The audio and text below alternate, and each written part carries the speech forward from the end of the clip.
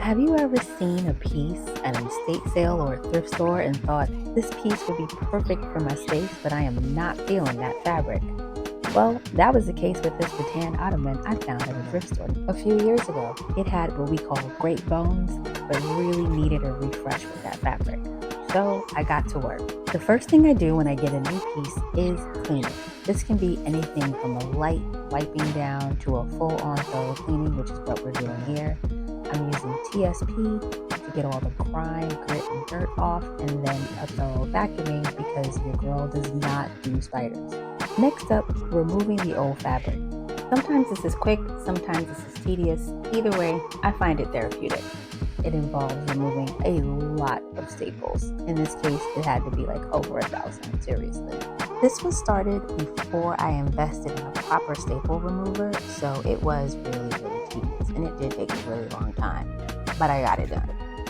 I decided to replace the Asian Jacquard with the African Mudcloth. And at first I thought I would be able to just put down some weights and cut around it, but this proved to be an exercise in futility as the overstretched jacquard kept rolling up at the ends. So I tried something else. Instead, I decided to pin it to the new fabric and then cut around that. This way it would take into account any stretching or any other adjustments that needed to be made. And then I cut a little bit bigger than the actual template to ensure that I had enough to go all the way around the ottoman and account for the stretch. Using a really long upholstery needle, I threaded a heavy weight upholstery thread through the top where the buttonhole would go, and then stapled that heavyweight thread to the underside of the ottoman top. From there, I very carefully moved and worked with the fabric to affix it to the bottom using a stapler. Now, this was before I had my very powerful pneumatic stapler. So in addition to using a great deal of staples, many of those had to be reinforced with the use of a small upholstery hammer. There were some staples I forgot to remove, so I went back and took those out and then marked out where the new wheels would go before adding my favorite part, the dust cover, aka cambric. This is a very lightweight fabric that's used on the underside of most chairs and ottomans.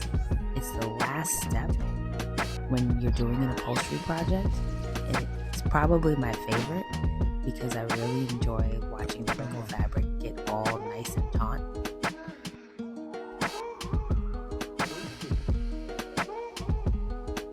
After adding the dust cover, I measured thrice so I would only need to drill once to put in the new wheels.